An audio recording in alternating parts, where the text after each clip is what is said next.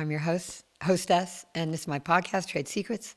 And today I have with me the unflappable, the amazing, the gorgeous, the brilliant Stephen Miller. Stephen, welcome. Well, you're talking to me. Yeah. I thought you were talking to somebody behind me that had the same name. I do want to say today is Thursday, January 9th, 2025. We're here in Los Angeles at East West Studios, which I have the good fortune to be the manager of. And I want to give a shout out to all of the first responders, firefighters, people.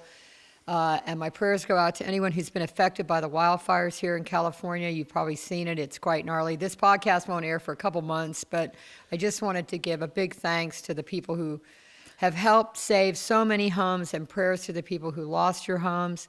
And just know that the music community, man, we're here. We're here for you. But I do want to get started with Stephen because I have a feeling it's going to take a minute because he's got a fascinating life. So, Stephen, I really only asked one question, and it's where were you born?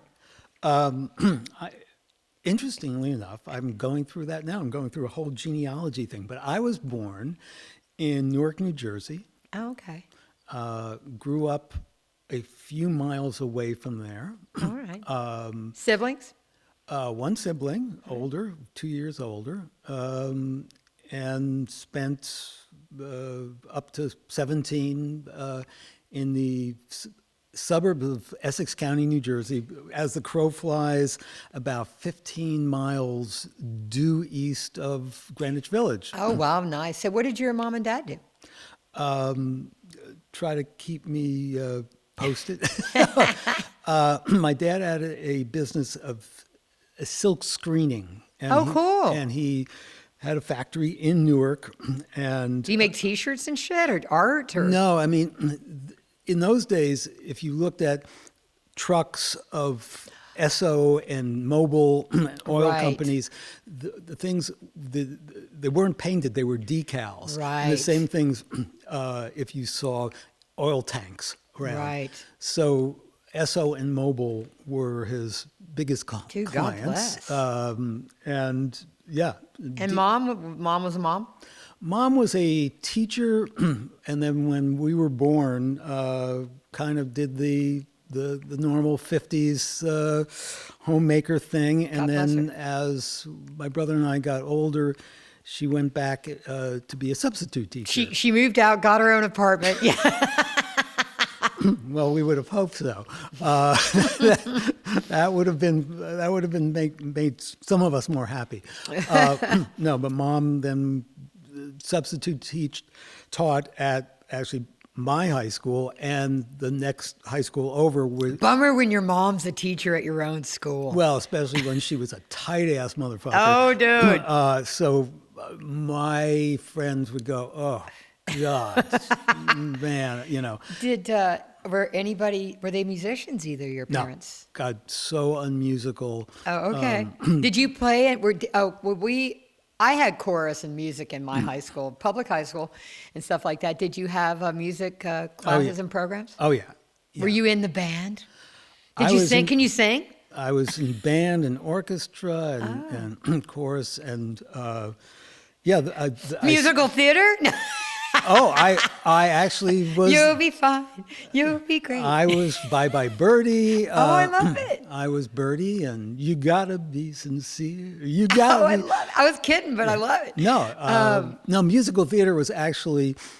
I was lucky to be brought into, growing up right outside of New York City. Those of us who were born, especially New York, Right. but where you have Broadway. Oh, yeah.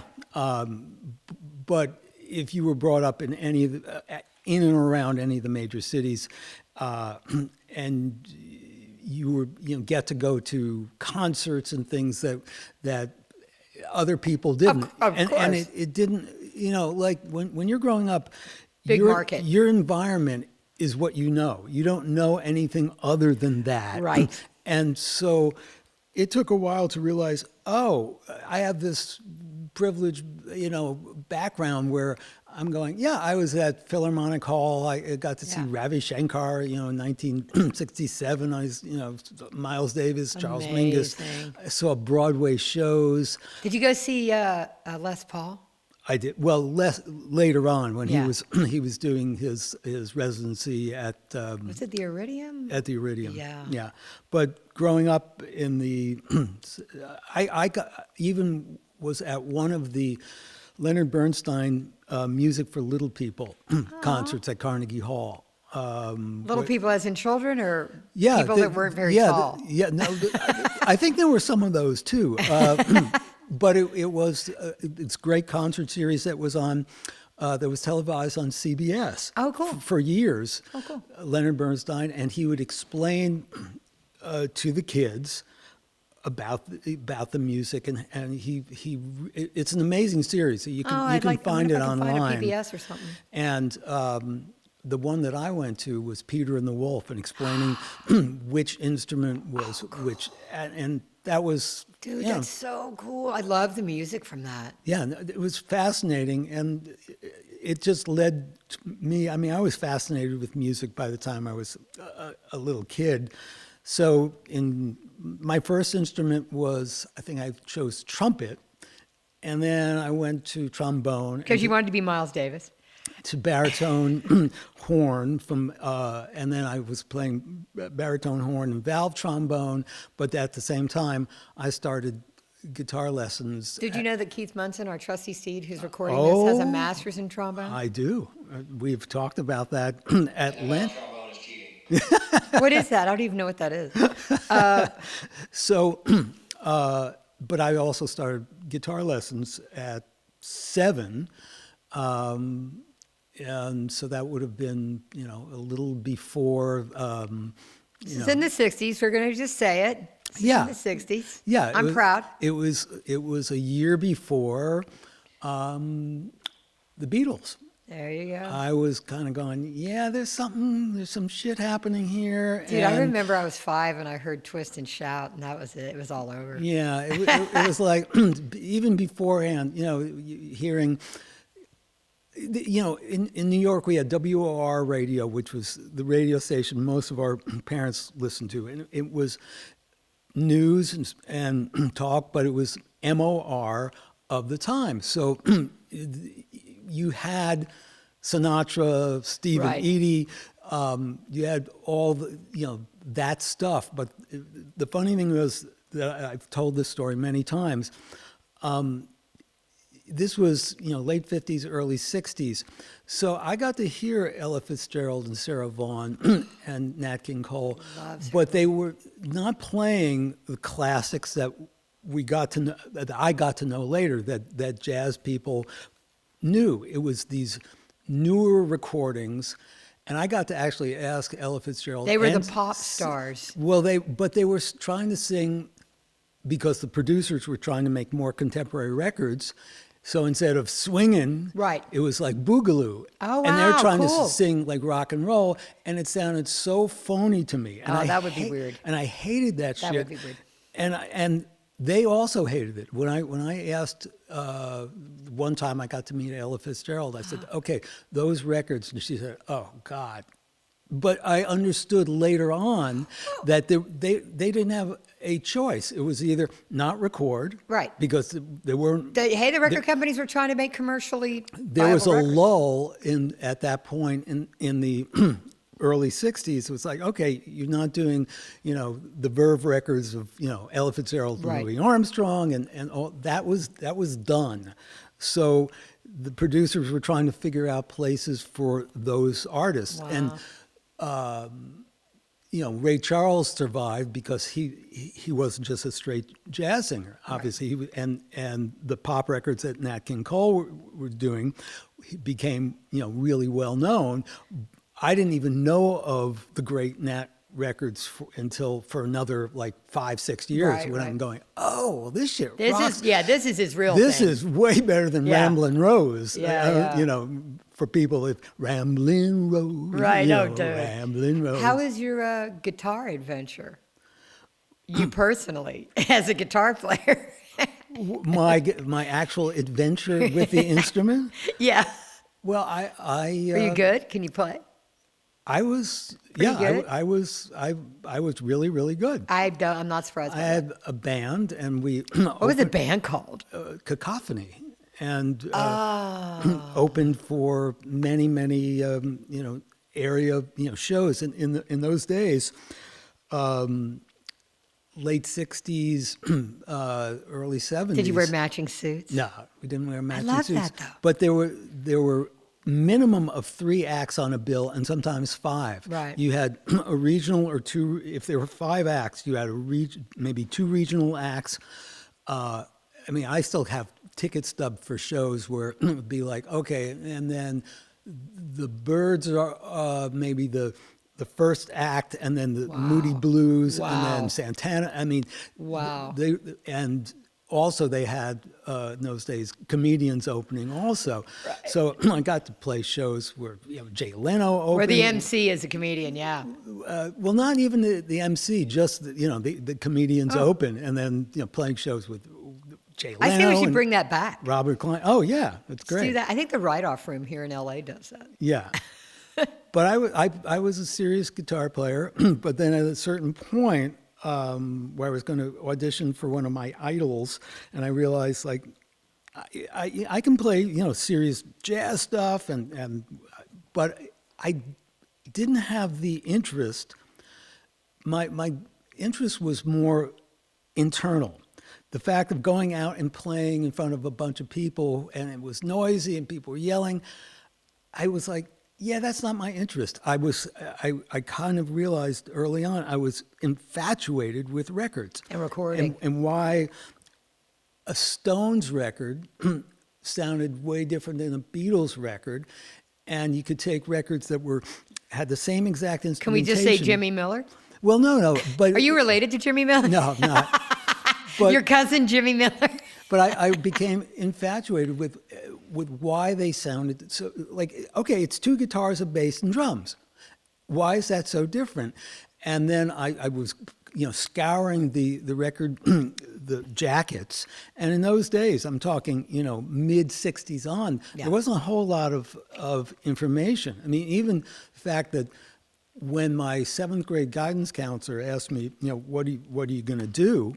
And I said, record producer. And he said, Nice. He said, what is that? He said, and I said, I'm not really sure, but I know I'm going to do that Yeah. because I had a passion already for the record making. And I knew that, okay, whether it said A&R, guy or engineer, producer, it was like they made the decisions on how it sounded, and it was like, wow, that's amazing. Yeah, Beach Boys sounds different. And then I started realizing, wow, Atlantic records sound different than Columbia records. I wonder why. And different sounding studio, different sounding engineers. What was the first studio you ever went into? The first studio I actually went to, unbelievably, was Rudy Van Gelder's, one of the most famous studios in the history of the record business. Probably more records recorded at that studio than any other studio in the world, because they were doing, 3 8-hour shifts too. Yeah, I mean, there were 3-hour sessions. Yeah. So at Van Gelder's, there literally could be 3 records, and well-known records, Blue Note, Prestige records, done a day. Yeah. So that was the first time I got to go in a studio, and then RCA Studios in New York. Amazing. And then by the time I was in college in San Francisco. Yeah, what was it? How did the transition go from New York to San Francisco? How'd that happen? When I was a kid, my mother's sister moved to Palo Alto. Okay. And she became head of the political science library at Stanford. Awesome. And one winter vacation, I think it was February vacation, I think it was 1962, my mother took my brother and I to Aunt Florrie. And at that point, Newark Airport, where we left from, was a small airport. I mean, it was not. Was it like the Burbank Airport? It was like Burbank Airport. Interesting. There were no jetways. I mean, even in the freezing cold, you went outside and you walked up there. Yeah. But I'll never forget this. It was fucking freezing when we when we left. We're all bundled up. We get out, and granted, it's San Francisco Airport, SFO, which itself is cold. Yeah. But we got out, and it's February, And it's 65 instead of 25. and Yeah. I said, "Why don't we don't need coats?" And Yeah. as we're driving from SFO to Stanford to meet my aunt, I'm going to my mother, "Why do we live in New Jersey?" And she had no answer. no answer. And then, we see my aunt and we're walking around Stanford, and I'm going, I mean, I'm I'm in love with I'm California. 6, 7 years old. I'm going, I'm going to be here. Yeah. So over the years, I would go on vacation to the Bay Area, and then sometimes down here in LA. And it was like, no, there's no way. Because I want to live in a fucking northeastern winter, like a Boston winter. Fuck that, dude. No, it's just not. And I think a lot of us from the East Coast had that, that revelation at some point. Yeah. The first time you either, make it to California or Arizona or Florida, you just go, Yeah. fuck this shit. Yeah. That's bullshit. Like, Yeah. and so I immediately beelined, and it was between coming down here or Bay Area. But so right after high school, you went to San Francisco? And that was it. It was, and I was more attracted initially to the Bay Area. Mainly the school I went to, San Francisco State, was one of the first schools in the country, universities, that had an integrated arts program where I could study radio, television, Amazing. film, music. I worked with a giant Buchla synthesizer. I don't even know what that is. In early synthesis, you had Moog, Robert Moog. Right. You had a few different people making synthesizers. Don Buchla was a icon among the initial synthesizer Designers, makers, and yeah. he was interesting in that Don Buchla specifically thought that a synthesizer isn't a keyboard and shouldn't be using keyboards. So his stuff was very different, and a lot of people, who were into early synthesizers went, okay, it'd be great, and if we could be functional and connect the keyboard to Don's stuff. But I learned programming from that. Oh, gotcha, yeah. And So it's like computer. Yeah, and that got me to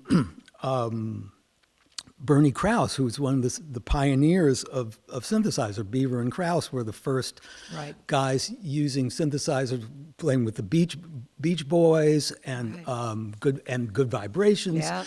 And eventually, then Bernie and I worked for Bernie Krause while I was in school, and then How cool. Bernie ultimately introduced me to a man named Malcolm Cecil, who everyone knows, or most people know, as having the person building the giant Tonto synthesizer and being the co-producer with Stevie Wonder. Yeah. So once I was finished with San Francisco, a week later, I drive my crappy Chevy Nova down here. I had a Nova. And I'm with Malcolm at the Tonto Studios in Santa Monica. Wow.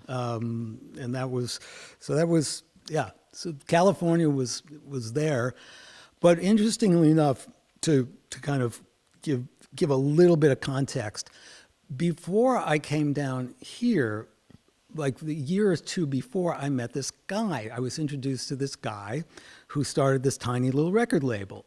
And he was a guitar player and acoustic guitar. And he started this label, and we were introduced to each other. And it's like, okay, this guy's got this thing, he's acoustic guitar, and he wants to do acoustic piano. And we'd spend a little time. And then I came down here. And then I make trips back up to the Bay Area, and he was putting out a few more records, and we spent more time. What was the name of that label, Stephen? And that label was called Windham Hill Records, and it was a tiny little operation at that point. And who was your friend, the acoustic guitar player? That was Will Ackerman. Will Ackerman. And his cousin was and still is Alex DeGrassi. And somehow, after being down here for a while, I don't know what it was, but I and a lot of our mutual friends, when I told them of this decision, they said, "Are you crazy? You're going to go back up to the Bay Area When LA's popping. when you're working with Malcolm. Yeah. You've been introduced to Quincy. all right. You're going to be one of the next guys." It's all right. And I went, you know what? I could be making some fucked up decision, but I kind of, You just dug the vibe of the Bay Area. I just, it's like, yeah. So I went back up there. And, So San Francisco used to be one of my favorite cities in the whole world. Oh. Like up with Paris. Like seriously. Like yeah, I no, love San Francisco. And let me tell you, San Francisco, when I lived there full time at college, San Francisco in the 70s was pretty amazing. And, look, it wasn't as insane as San Francisco in the 60s, which is an almost impossible task. I mean, Yeah. How do you go up against that? I mean, San Francisco in Summer of Love. Yeah, Haight-Ashbury, et cetera. It was pretty crazy. So I go back up, and then I meet a woman who then became my wife. Always a woman. There's Or in my case, a man. a woman to blame. And I kind of started, doing these records with Will, and then I started with Andy Norell, a sub-label, a jazz label, for Andy's records. I did a record, a bunch of different stuff, and at that same time, Will had signed this guy to do a guitar record, and this, as the story goes, that one night. He was at a party, and this guitar player said to Will, "Hey, you mind if I play the piano?" And Will said, "Yeah." And he was kind Oh my of God, don't falling- tell me this is like GW. It is. It's George Winston. Oh my And God, I was going to ask you how that Will came had, about. Will had no idea that he had played piano and had done a piano record Dude. years before that was kind of, it was interesting. I mean, we all thought, Winston was an interesting guy because... I'm a huge fan. Because a lot of people don't know this. And we I didn't know he was a guitar player. Well, we also kept under wraps that for years after George had done this piano record and was kind of floating around, he worked as a personal assistant to Larry Flint. Oh, Lord. For people that don't know who Hustler Larry magazine. Flint is, Yeah. that's Hustler magazine. Yeah. So That's random. it was an amazing thing for us. Poor George. We specifically kept it under wraps. Oh, God. I mean, how would it seem that the king of new age music, Yeah, or even almost classical stylings. was just happened to work for the smut king of all time? Wait a minute. Now, who did the theme to like Peanuts and stuff like that? Well, that was Vince Guaraldi. Oh, you're right. That is Vince Guaraldi. But George did a record of Vince Guaraldi stuff. Right. That's what I remember. It's him doing that. Yeah, And then I he mean- did like the seasonal ones, which I love. Oh well, yeah. There was winter into spring. and Amazing. there was my big one. What's your big one? Was December. See, December. I'm remiss. I got to get all December these records. sold. Will got pissed off at me because I spent $9,800 making that record. Oh, dude. That record Come the fuck on. worldwide has sold over 6 million records. Oh, my God. And I'll never forget Steven, you spent almost 10 grand. having this discussion with Herb Alpert and Jerry Moss and Gil Friesen, going, okay, has there ever been a record that grossed more? It was like, okay, it went into, into massive profits stratosphere, yeah. at like 20,000. Oh, so, my God. They said any record that they were involved with that sold, that kind of, it was hundreds and hundreds of thousands of dollars and then hundreds of thousands of Right. dollars. of promotion and marketing, and there was basically no, it just happened. That should just happen, and it was one of the rare things. I mean, did you guys employ? By the way, I'm a fan of payola, and I think payola works. Okay, in the sense that you get to know the DJs, you have a relationship with the DJs, you go there, you say, "Hey, I've got this record," and then you let the audience respond. Well, in those days, I mean, Because it's not payola to get people to say they like it. It's No, payola no, to get you to play it. I mean, Windham Hill happened all very Organically. organically. Yeah. There were DJs, especially at one station in Seattle. I mean, that was the area that Interesting. first started playing George Winston and Will and Alex DeGrassi. Oh, wow. And that's where it took off from. Wow. But it happened. It didn't. They discovered the records. It wasn't a where fucking miracle. where somebody handed them the record Right. and say, "Hey, check this out." And then if you like it, play it. Did your marketing department like mail stuff to radio stations? There wasn't Much. No. When the first George Winston record came out, there was no marketing department. Right.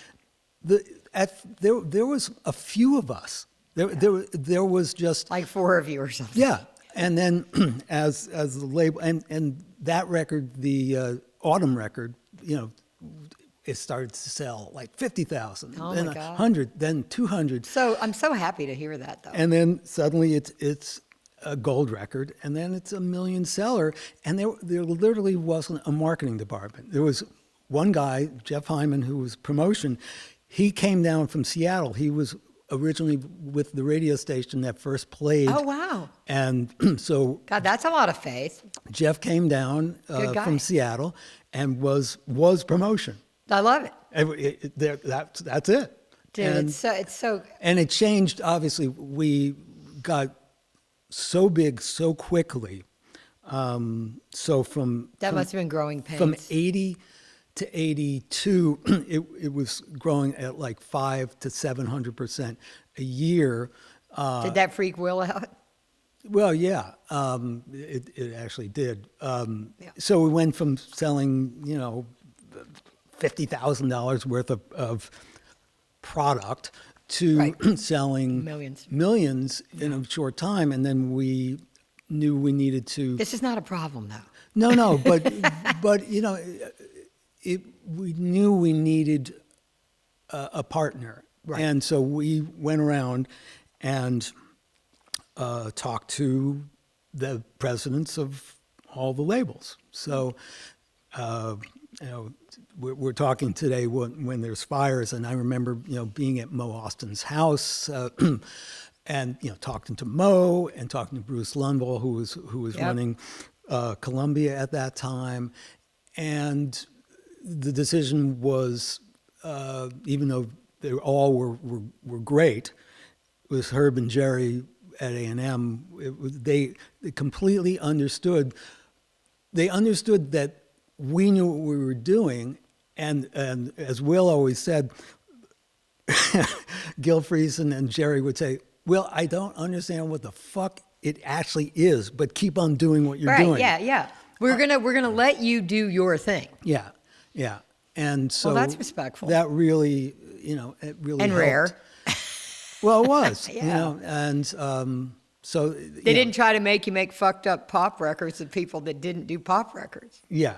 No, it was clear. Not that I'm anti-pop. No, but not just saying. at all. Yeah. So there. That is so, dude, it's so interesting that you have such tenure, and I've been friends with you and love you. And one of the things I love about this podcast is I learn about people that I've been friends with, and I learn so much about them that I didn't know. I mean, to me, you're just a good time guy that I like to drink with, But that's just me. Yeah, he's a wine connoisseur and genius. Hanging out in Napa, we'll get to that maybe. Yeah. Well, that was Hobnobbing with winemakers. well.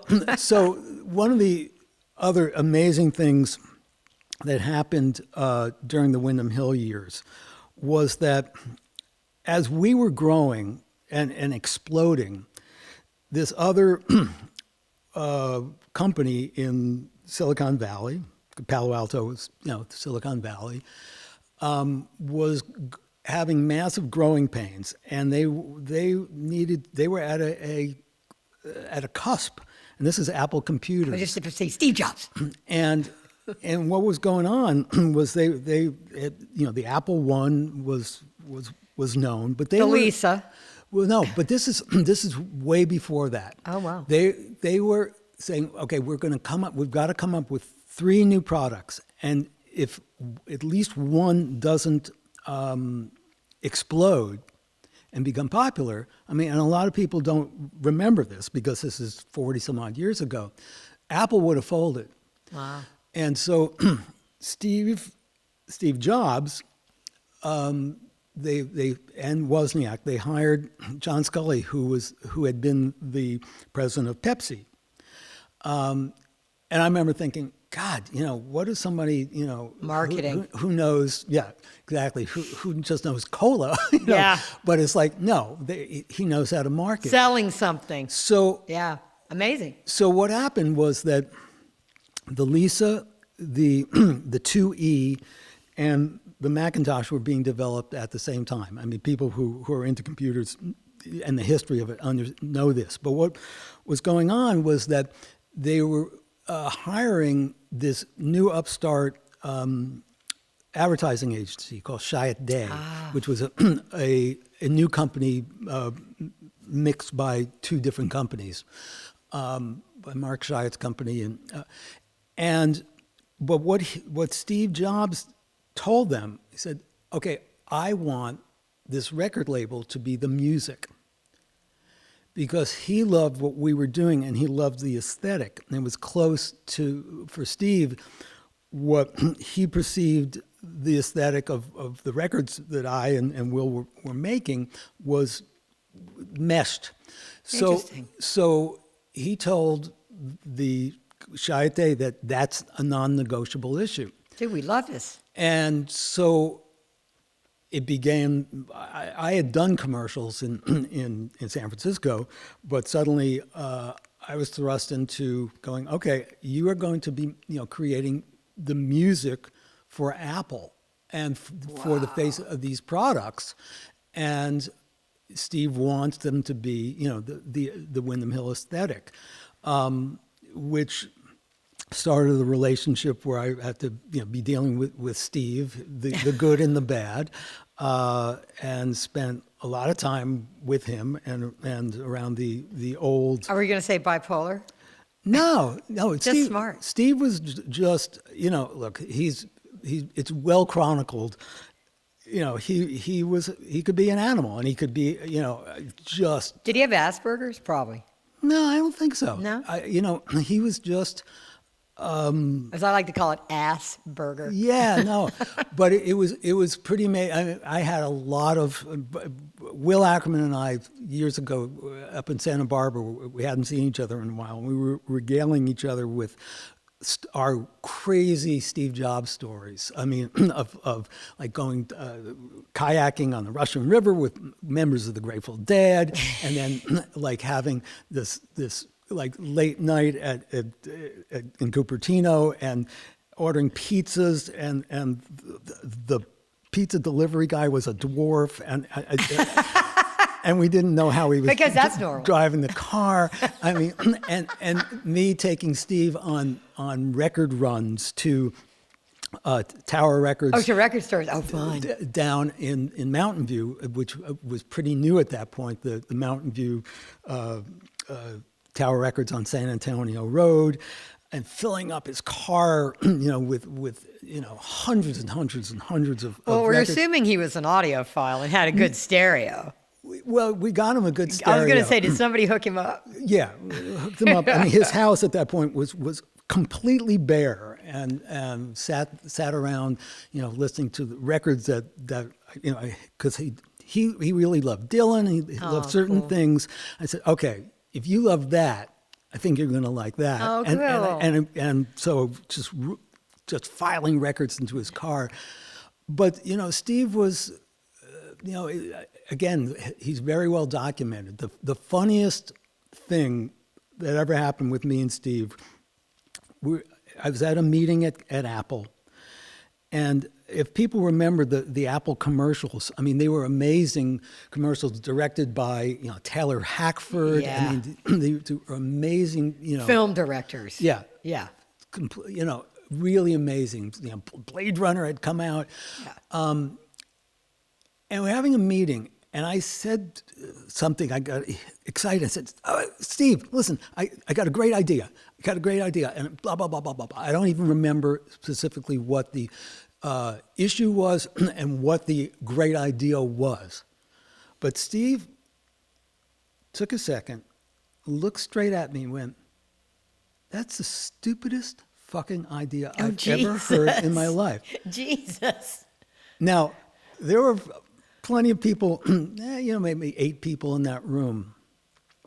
And I took a second and went, if that's the stupidest idea you've ever heard, you're the luckiest fucking human being on this God's earth. Now, Perfect response. the room became silent. It was like the E.F. People are Hutton afraid of commercial. Steve. Remember the E.F. Hutton Oh, yeah. commercial? Yes. When E.F. E.F. Hutton Hutton talks, speaks. Yeah. So I knew everyone else was going to shut up. I just expected, knowing Steve, that he was just going to come out with stuff like, you motherfucker. Right, yeah. He was silent. He kind of pursed his lips and then went on with the meeting. And I was like shocked. I was completely shocked. Now, in those days, I used to travel back and forth, West Coast, East Coast, sometimes twice a week. Oh, wow. I was constantly flying between New York and California. So after that meeting, I went and had dinner with my uncle and got on the night flight back to New York. And in those days, this is way before faxes and Before stuff. cell phones, for sure. So FedEx was like, if you wanted to get something. So I usually would get in right around the time my wife was getting ready for for work. My stepdaughter was getting ready for school. And the first FedEx delivery was about that time. Like 8:30 or something. So I remember I'm just kind of getting in, looking at mail from the last few days, and then the doorbell rings and it's first FedEx, and I look and it's from Cupertino. I go, oh, it's from Apple. I open up a page and it just had like 2 sentences. Dear Steve, upon further reflection, your idea is still the stupidest fucking idea. Oh my God, he just had to have the word. Regards, Steve. Nice. And I went, oh, well played, Steve Very Jobs. nice. Get well the last. played. Yeah, get the last word in, dude. And so I had that with a bunch of other documents in my storage area in New York for decades. And unfortunately, when Hurricane Sandy happened, yes. which is 10 plus years now. Yeah, it's crazy. I can't believe it's 10 my years ago. storage area got flooded and boxes of shit just, went by the wayside. So a few years after that, when the Steve Jobs biop was being I made remember, and the Steve Jobs documentary was being made, I got calls going, can you get that everyone knows about that letter and tell that story? And I said, the letter's gone, unfortunately. It went by the wayside, which was sad because I would Classic Steve. I would go through shit in those boxes and I find that and just howl. Dude. Because that was, he could not help himself. But the fact that he held out, he didn't do it in the meeting. Right. It was like, okay, yeah. That I love. But that's actually its own weird way, a respectful thing, as bizarre as that is. Well, as I have told people, I said, I wasn't an employee. Right. It was very different. Yeah. And I think that I turned him on to a lot of music. Yeah. We sat around listening to a bunch of music. So there was some mutual respect there. Yeah, but if I saw him skewer employees who did like nothing. Yeah. It was, Yeah, he liked to watch people squirm for sure. Yeah. Well, now Wyndham Hill, what years was when, So that was, for me, it was 80, and then I left in '85. Okay. You know, honestly, it was a comeuppance of like, it was so successful, and I was buying into, you know, the shit of like reading the reviews. Stephen Miller is a brilliant, blah, blah, blah. And I was like, oh yeah, okay. I'm fantastic. I'm fancy, you know. And Will, You're just human, though. Come on. yeah, but it was, it got a little bit big for my britches. But then at the same time, the other record companies, the other majors, you know, they certainly knew, like, holy shit, look at the, you know, we were Killing it. grossing like $40 million, you Oh, know. yeah. And so it's like, okay, how can we have you know, it's typical of any industry. Right, swallow up the little How guy. can we get a piece of that? You know, we don't really understand what that market is. And in between that time, there were a lot of little companies that suddenly started popping up that were doing, you know, similar music. You know, we hated the term new age because it just wasn't that. There were some of the artists who were more folky. Some of them had jazz. had some jazz backgrounds. I don't, you know, the new age thing was probably more there because like George Winston would come on stage barefoot, Right.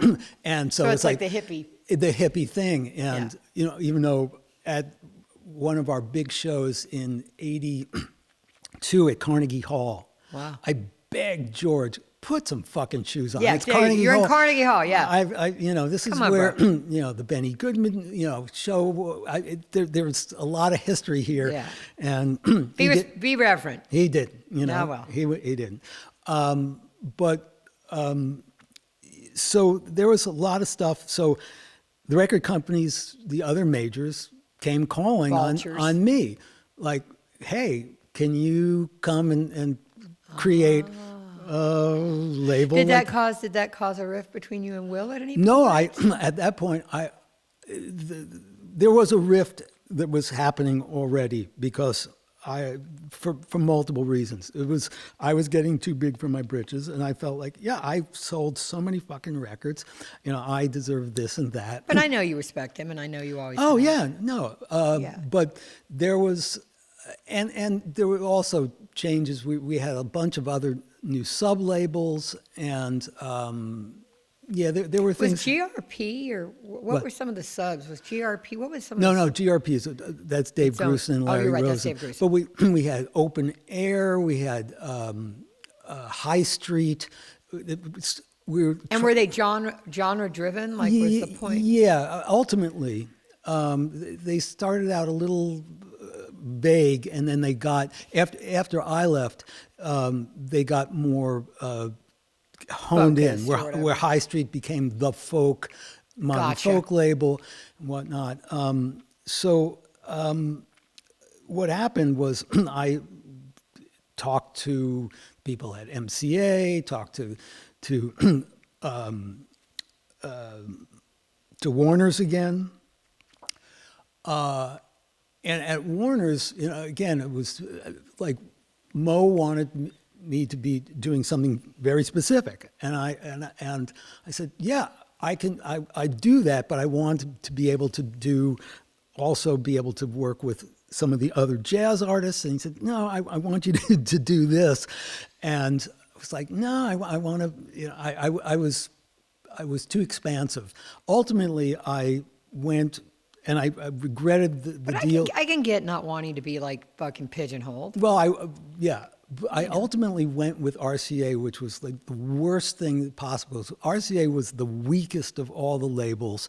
It was like internally, they were like 10 or 20 years behind the times. So I co-formed this division, Novus, and I became a vice president. And at first it was like, okay, I've got carte blanche. And then there was, from the top, it was like, we don't really understand it. And I go, well, that's the whole point why I'm here. Yeah. You don't Let me understand do my it. thing. And it just didn't feel right. And I mean, the good thing was that RCA I got to stay in New York and didn't have to be coming Right. back and forth all the time. But I just went, this was the wrong move. And by the time I realized it, Mo had moved on, and it was, and I didn't really connect with the folks at MCA, and it was okay. It's time to just be a regular independent producer. And I had done stuff already. I worked on the first Suzanne Vega record. Wow. I love her. And working with Manhattan Transfer and other jazz artists. So that kind of started that thing.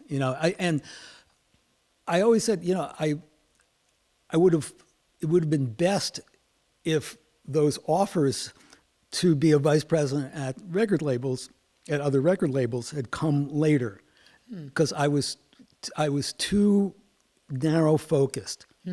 And and it's funny, I remember having discussions with Bruce Lonval, who was, along with Herb Alpert and Jerry Moss and Mo, was the greatest record guy I got to know. And, there were other offers, and Bruce said, you understand, the offers come in when they come in. You can't decide. Right. Like, you can't say, oh, yeah, come back to me in a year. It's like, Right. he said, in a month, you're gone. Right. Yeah, you're only as good as your last big hit record. Yeah, and the timing of those As things. a producer, yeah. Yeah, with any of it. So the timing of those things happen, and they happen for a reason.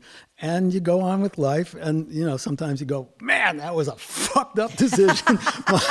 my time. I mean, people still laugh at me right at that time when I left RCA. I was approached. I was brought into Clive Davis's office and approached with an artist, and I went, I feel guilty. And this is Arista. that I did George Winston, because all my jazz buddies and the great jazz piano players would go, I can't sell 3,000 copies of my record, my really good record, and you've sold millions and millions and millions. And I started feeling guilty about doing these kind of bastardized things. And so I was offered to do Kenny Gorelick, and I turned it down. Good. Well, except I know he's hugely successful. Right. And I respect him as an artist, et cetera, but it's not my thing. Right. Well, I don't go, hey, I'm going to go home and listen to some Kenny G. Right. No, I and I knew of his playing through Jeff Lorber. Talented.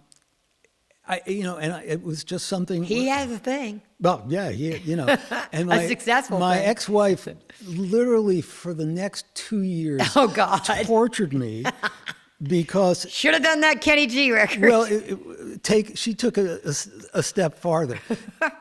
In the back of the Sunday New York Times magazine section, and I don't know if it's still the deal because I haven't seen the Sunday Times Right. magazine section in years.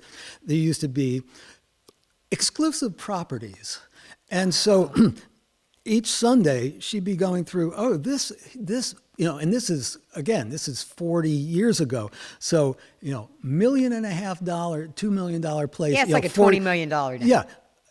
In Greenwich and in Putnam, all the nice places in New York and New Jersey. And she'd go, yeah, that would have been 1.5 year period, a royalty check. From Kenny G. Yeah. And I'm going, yeah, I know. I mean, everybody makes, you live and you learn. That's a part of the deal. Well, hopefully. Yeah, look, I think that I was also lucky, super lucky, being so successful at such a young age, and then being 26 and being a The boy wonder. boy wonder, and I think that if I hadn't been successful, I would have, you grab stuff, I mean, based on your needs. And also, and I think a lot of people go through this, and I've had discussion with many of our mutual friends about this. I came from upper middle class background, so I wasn't wanting for anything. Yeah. I mean, it wasn't. I was, it wasn't like a rich background, but Right, but you had food, clothes, shelter, Yeah. intelligence around you, and culture.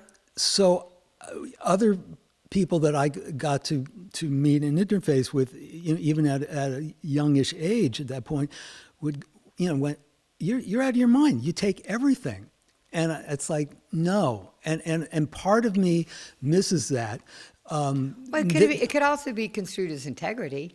Well, it is, but another part of that is that even gigs that maybe certainly aren't your dream gig, you're learning. Right, that's true. You're learning, and There is something to don't say no. no, there is something to that. And I remember, Or say yes to everything.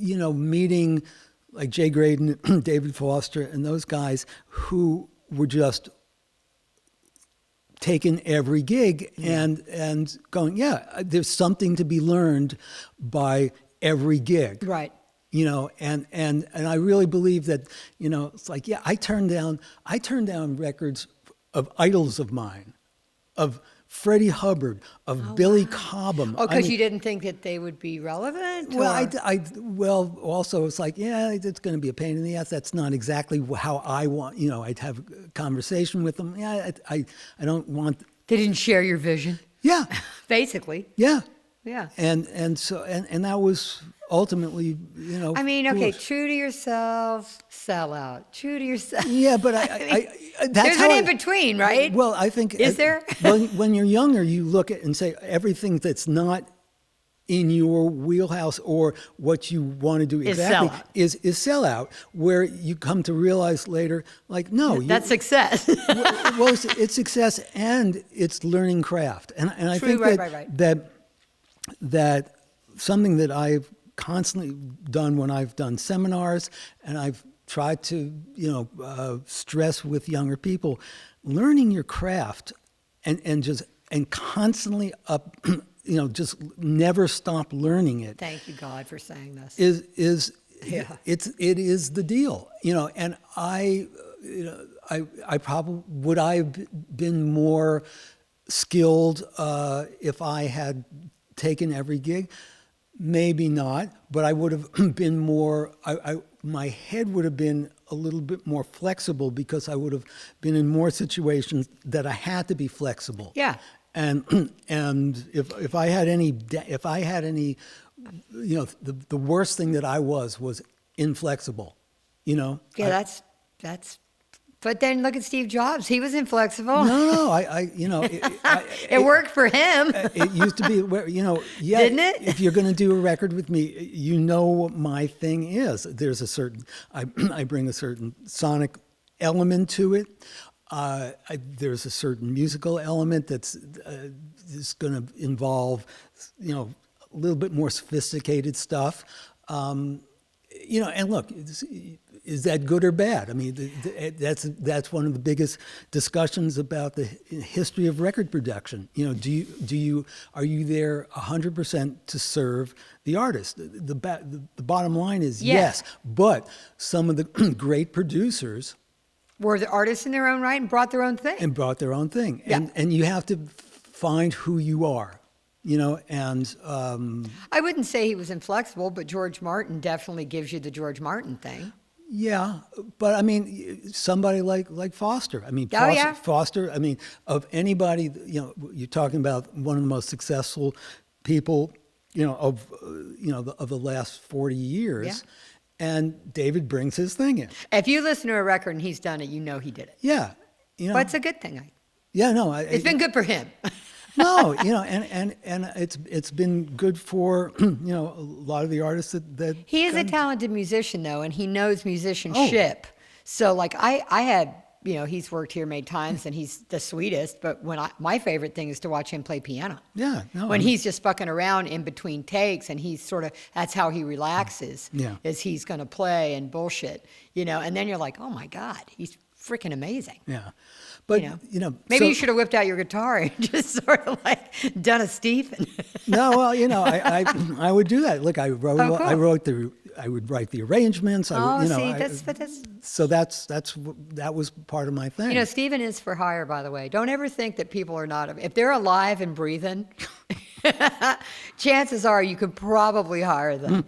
But again, I mean, learning the craft, you're absolutely right. I pumped that home. The craft of engineering, the craft of producing, arranging, understanding, all of those things to serve the artist. But then again, artists hire a producer because they want direction.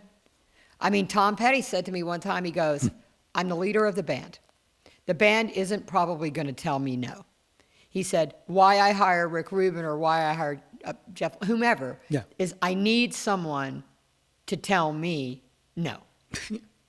Yeah. Or yes, but I need someone to be the definitive, to basically stand up to me, more or less. Yeah, look, there's, as we all know, that's the trust. There's that's the trust between artists and producers. There's infinite styles of production. Sure. And the classic A&R guy who's helping the artist, come out, who is not a songwriter themselves, pick out tunes, or even if they are a songwriter, to figure out. He gets what the single is or whatever. Or to figure out which ones are the best to record. And maybe just be like, as a lot of old jazz producers would be there with the stopwatch and just go, no, you don't need to do another take. That's a valid way of of production. As is valid as a Quincy or David Foster, or what I was doing, where I was dictating everything on a lot of the. I think the people records. that are musicians themselves, so this is just my humble opinion, are probably going to be more in tune with an artist. Even if you're directing them your way, you're going to be more in tune with the artist because you're a musician yourself. You think in musical terms, you hear music in your head. And I think that with an artist, you'd go, okay, you're awesome. I'm hearing this. Let's try this. Yeah. I mean, I don't know. It seems like you'd be a better producer if you're a musician. Well, I think it's there are some that are engineers that aren't musicians that are great. Well, that's the thing. I think that every major engineer that we've ever met, and we know hundreds if not thousands, were musicians, played music at some point. Yeah. Whether they still dick around with it or not. They understand it. Yeah, and they might not be able to say, hey, they may have never taken it that far where I can say, hey, you know what, to the studio musicians, look, let's revoice this. I don't want you to play the third on that, but play the minor ninth, and that's where God bless you. The serious musicians of us who are arranging, we're going into serious detail, but there are other people who are not as defined musically or engineers that will try to get to that same place, and they may not have the same exact vocabulary. Everybody has a different, not everybody has a different style, but someone like a Rick Rubin who's an ultimate fan will elicit performance. And his gift is to get the artist to do the best, in his mind, best performance. It's working out for him. Yeah. You know what I mean? Yeah. He's a great producer. Bob Rock was a singer, great engineer. Yeah. I'm a huge fan. Yeah. And great producer. People are like, how can you do Metallica and then do Michael Bublé? Well, you know what? He was a singer. Yeah. He was an artist. So he gets what Michael is doing. Yeah. And then there's someone like Don Was.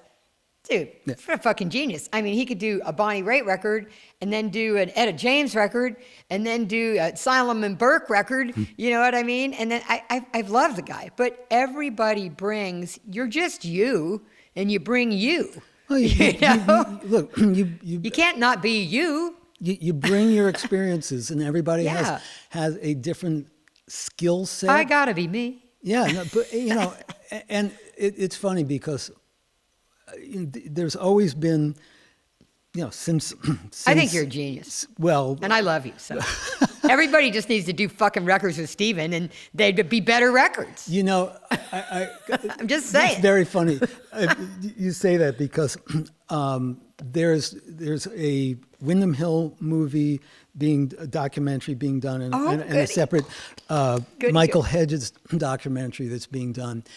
And probably the record I'm most known for is Michael Hedges' Aerial Boundaries. But years after that, I was working with Michael, and Michael Hedges died like 25 years ago or thereabouts. And I, on another record after Aerial Boundaries, was working with him, and I learned this from Phil Ramone. And Malcolm Cecil. Just keep tape rolling throughout Capture everything. And in those days, I was just running cassettes constantly. And after Michael died, he had a long relationship with Graham Nash and David Crosby and Stephen Stills. Like he would go out as Crosby, Hedges, and Nash, and I had all these tapes of stuff that Michael was starting to work on, and just cassettes. And I remember, God, soon after Michael died, I saw Crosby, and I said, I've got all these tapes. At some point, we should go through them and see what can be finished and stuff. And it's like, great. He was, Crosby was Hedges' biggest fan.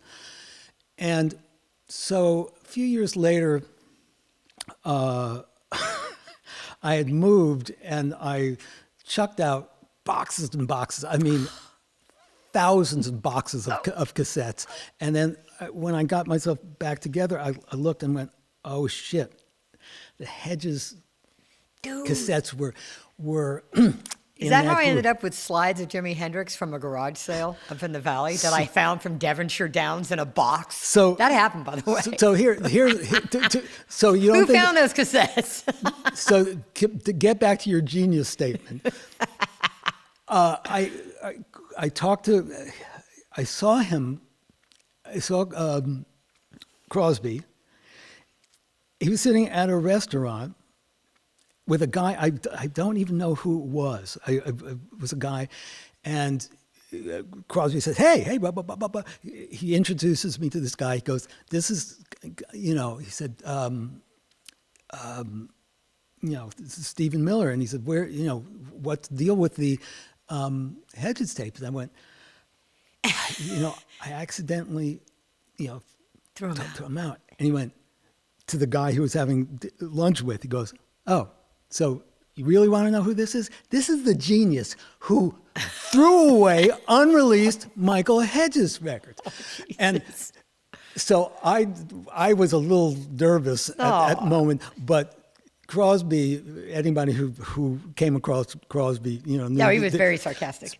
I went, David, I'm so glad to hear that you finally acknowledge that I'm a genius. Yeah, exactly. Let me pull that part of the sentence out. And Crosby had that famous, that cackle. Yeah, he had a great. You could just look and, at the same time, laughing, but pure disdain, So, yeah. And I am a huge fan of Graham Nash as well. I think he's one of the best singers. And Phil Everly, who I had the good fortune of being friends with, probably one of the greatest singers walking the earth. He said to me that his favorite singer was Graham Nash. Which is, I also Roy Orbison would be another favorite of mine. But yeah, he said, and then Graham came by, this years ago, he was doing a documentary or something, I don't even remember what, and I told him that, and he was so like, oh my God, really? Are you serious? And I'm like, well. Yeah. Well, people are listening. I mean, famous people are listening to the radio too. Yeah. Well, oh my God. Anybody of that generation, I mean, you think of the Hollies, you think of I'm a Crosby, huge Stills, Hollies Nash, fan. and obviously Simon and Garfunkel were imitating the Everly Oh yeah, Brothers. and Paul and John Oh, were yeah. huge fans of the Everly Brothers. Yeah, as so well. it's not surprising. They were, lots of people were listening to Patty Everly, I really shout out to you. I'm going to get to see you tomorrow, Phil's widow, and she's the best. Wow. And enjoyed the last 25 years of his life and brought me in, and I was very honored to be hanging out at Phil's. And yeah, no, my husband actually did a record with Phil. Wow. But yeah, no, I mean, and it's funny, but similar to Crosby, more of a gentleman possibly, Phil, but very funny, like a really good sense of humor. You know what I mean? And not at all up his own, not a big head. With his success, which is Yeah. kind of refreshing. Yeah, no. Being a teen idol and being famous your whole freaking life. Yeah. To me, what he said was, we were kids and my dad took us on like hay rides. He goes, we were working. We were like 10 and it was the family business, him and Don, to go to fairs and play and stuff like that. And there was a lot of musicians like that. Yeah, well, look, That came up like that. I spent. That's what they did. No, I look, we were talking about learning your craft. When I had this band, and then also, so playing dances and things like that. But then I had this, I started working basically when I was 14. I was doing 2 to 5 gigs a weekend, because besides my band, which then once Mahavishnu and Return to Forever and Fusion happened, we kind of augmented our rock band with a horn section and electric violin. But then my guitar teacher, Johnny DeVito, Mr. DeVito to you. Johnny D, he started taking me, and he was a classic guy who was working musician, in the New York, New Jersey area, was playing weddings, bar mitzvahs, everything, tuxedos, and just a union working gigs, guy. working guy. And those days, especially late 60s, early 70s, much of the music, the live music that was being played at affairs, was Right. kind of, Sinatra and things, and light pop, modern pop. And he started taking me on the gigs to play rock tunes. Wow. So I'd be in my Paisley shirt, and It wasn't like Bill Murray at the airport doing Parsley Sage. no, Rosemary and Thyme. it was real, because again, similar to the fact of that Ella Fitzgerald and Sarah Vaughan, singing, Right. Creedence Clearwater. Right. Just was like, no, it doesn't work. And Johnny found that, at especially at bar mitzvahs and young weddings, it was like they didn't want to see the old Italian guys singing Proud Mary. Right. It was like, nah.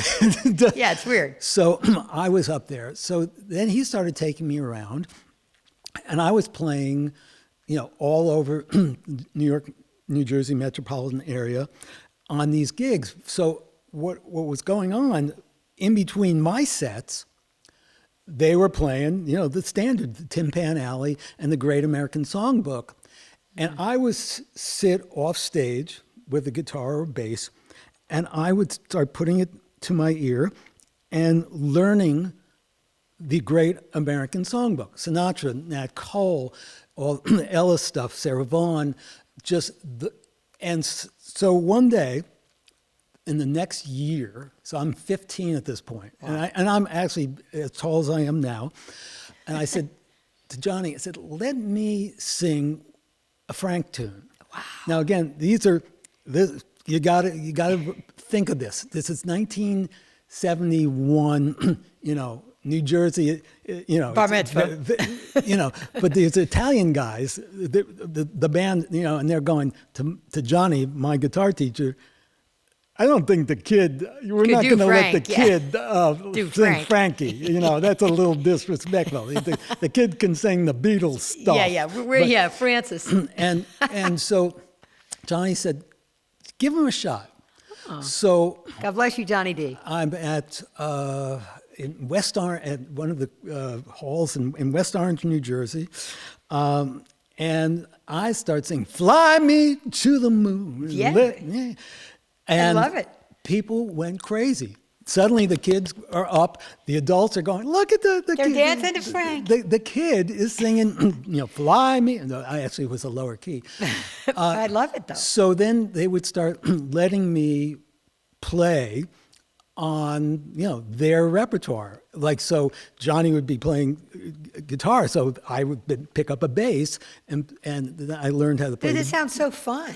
Well, it's how I learned. Where many of my people my age who were playing rock music, we just knew the rock stuff, whether it was Hendrix and Clapton, Right. the Allman Brothers, whatever it was. All my favorites. But suddenly I then knew hundreds of songs that only our parents' generation knew. So, and then I learned, those chord progressions. You can see how those chord progressions, tie into other tunes. And it took my musical level. I really was able to increase my musicality by tenfold because I had a whole other style of music. Well, you were saying earlier that you thought you were limited yourself. I don't think you limited Well, yourself. no, but I'm saying that it helped me. I mean, at that point, when I met Janice Siegel in Manhattan Transfer, and to be able to converse with them, Right. especially Janice, who was and the late Tim Hauser, who knew thousands and thousands Dude, and thousands of a songs. big band and everything else. And Yeah. suddenly, oh yeah, I know that tune, and oh yeah, you know this. They're a How- great example of bringing that to people and reawakening people's they interest were in that they were style. the, first people of that generation Yeah. who kind of brought it back because Yeah. Great American Songbook didn't come back for another 2 decades with Harry Connick Jr. Yep. And so there was this great gulf in between. And so I knew that stuff. And then when I was introduced to Dave Grusin, who's just, idol of mine, and Dave started having me do records with him, and, we could talk about repertoire and, going back to, 30s and 40s and 50s stuff. And I could speak intelligently about, like, even when I didn't know a song, I said, "Oh, is that on that record?" Yeah. I said, "Oh, I'll listen to that one." And knowing, oh yeah, that's the one, that record. Yeah, that's Nat and just piano and Dude, guitar. how cool for musicians to be able to relate to you that way. That would make them feel so comfortable. The trust would be so normal and so natural.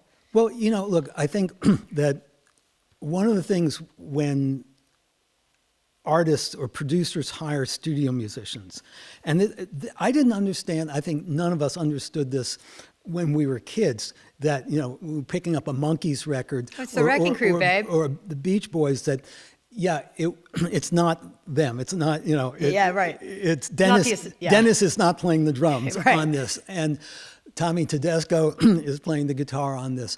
But Dude, and we're sitting in one of those rooms, dude. absolutely. So when I learned that, it just coming up, being older musicians explaining that and trying to figure out, well, why is that?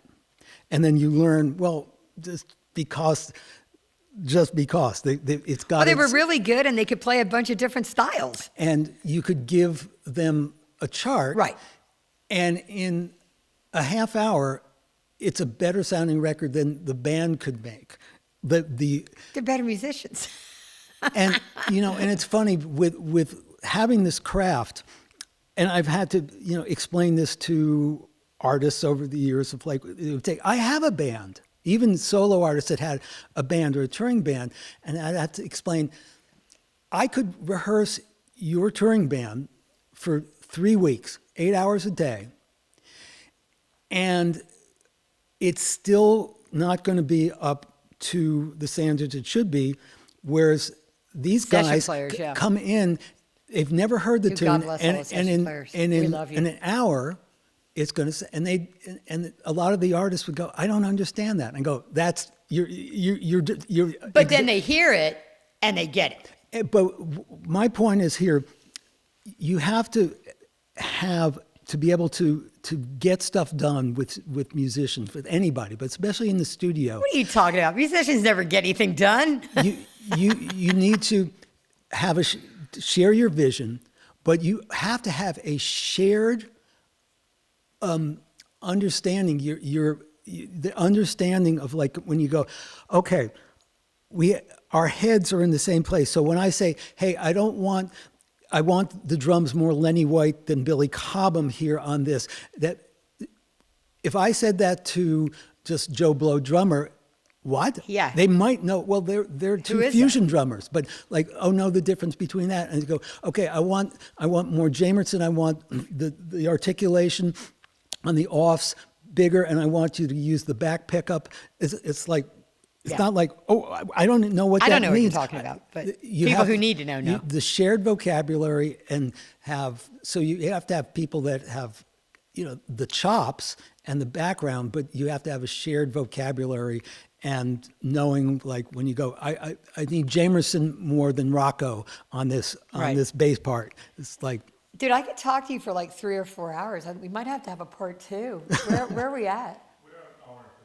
Yeah, we should. This is about where we wrap it up. So those of you, and we don't edit anything, so you've just seen this and exactly how we do it. I'm going to try to wrap this up, and I do think we'll need to have a part 2, but I wanted to just say, again, Stephen's for hire, and you haven't ever really stopped thinking about music, loving music, all those things. What do you want to do? Like, what do you want to do next? Besides have lunch with me. But yeah. That's the most important thing. We got to get into the Napa thing. We got to get into your special, unique way of wine. I mean, we're in a wine club together, which I'm fucking so honored, Vin Audio, and everybody in the group is the greatest. Yeah. And we all bring our unique humor to our the unique situation. social styling. Yes, our unique social stylings. But I think just like learning about wine, it's a lifetime of learning your craft and learning about music. And it is. I'm gonna wrap up with, I just am so grateful to you for coming in today. I love you to pieces. Don't lose the footage of your Spain trip or your Portugal trip. Don't throw anything out. But, just don't throw anything out. From now on, don't throw anything out. No, it's but, no more throwaway. Yeah, I think I can't think of any artist that wouldn't benefit from your knowledge and your skill. I think you're incredible. I just love you to pieces and think you were right. So there you go. Well, that's a lovely way to go out. There we go. Thank you so much.